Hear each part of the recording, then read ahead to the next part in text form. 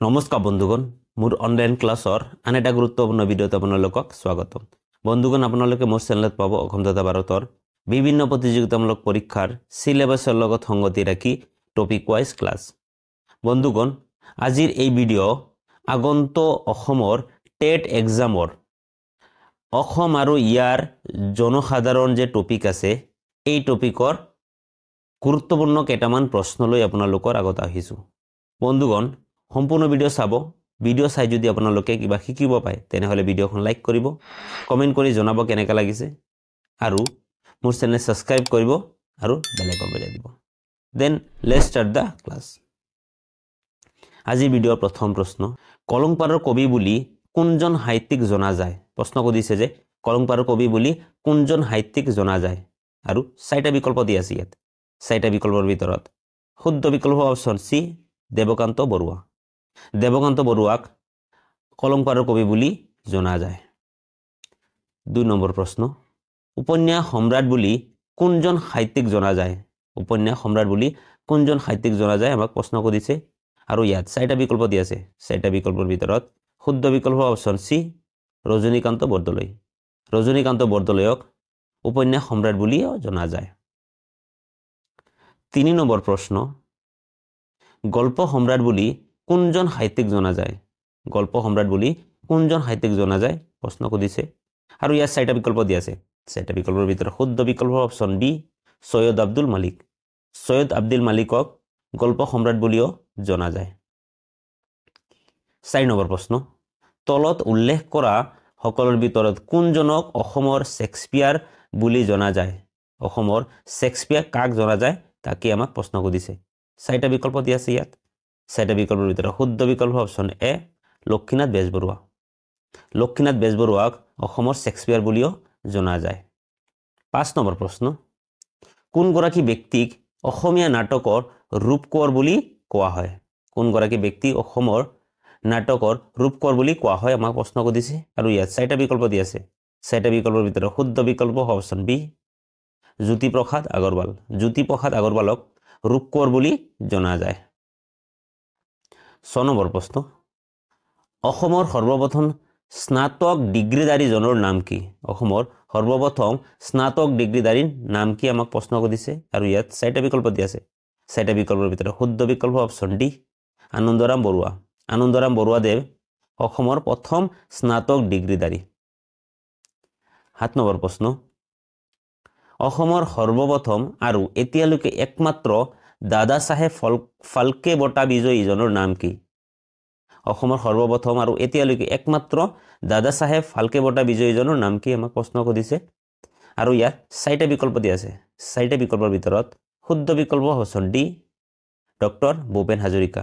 Doctor Bhupen হাজৰিকাই অসমৰ ভিতৰত প্ৰথম আৰু একমাত্ৰ দাদা চাহেব ফাল্কে বিজয়ী ব্যক্তি। দাদা চাহেব ফাল্কে ফিল্ম জগতৰ লগত জড়িত, এইটো মনত ৰাখি থব।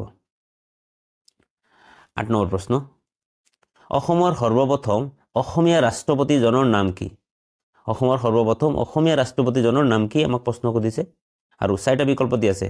4টা বিকল্পৰ ভিতৰত শুদ্ধ বিকল্প অপশ্যন এ, ফাৰুকুদ্দিন আলী। ফাৰুকুদ্দিন আলী আহমেদ হ'ল অসমৰ একমাত্ৰ আৰু সৰ্বপ্ৰথম ৰাষ্ট্ৰপতি।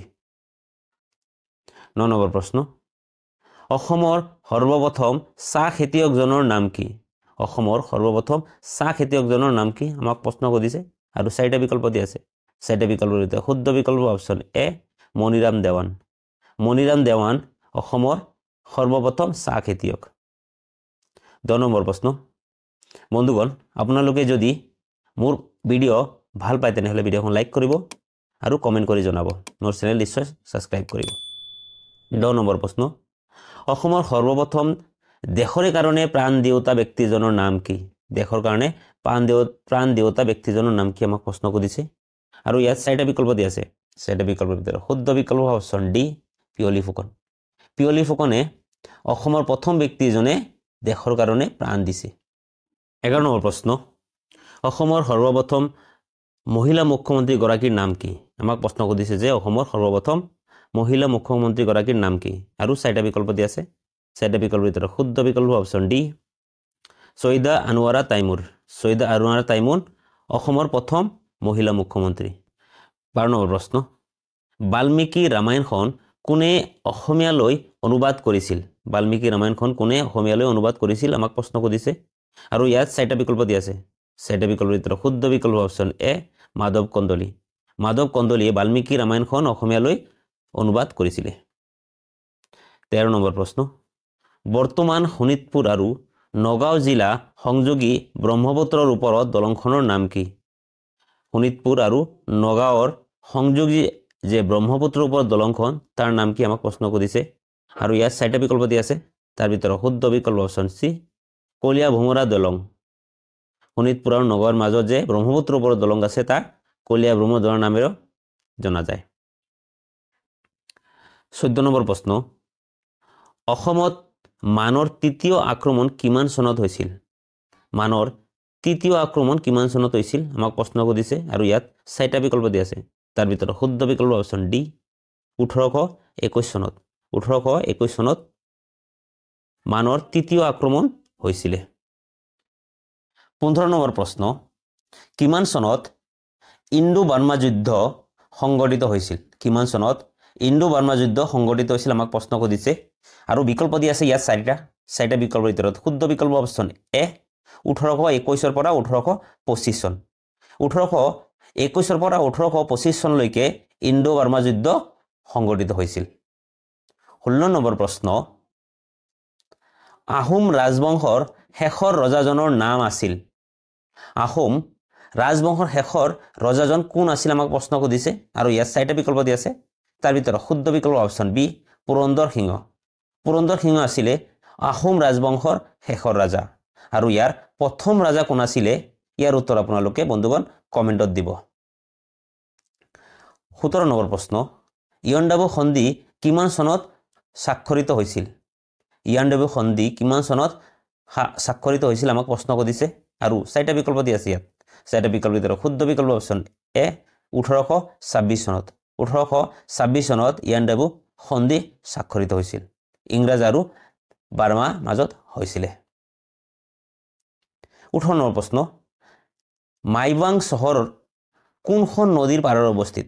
মাইবাং চহৰ কোনখন নদীৰ পাৰত অৱস্থিত আমাক প্ৰশ্ন সুধিছে। আৰু 4টা বিকল্প দিয়া আছে। তাৰ ভিতৰত শুদ্ধ বিকল্প অপশ্যন ডি মাহুৰ।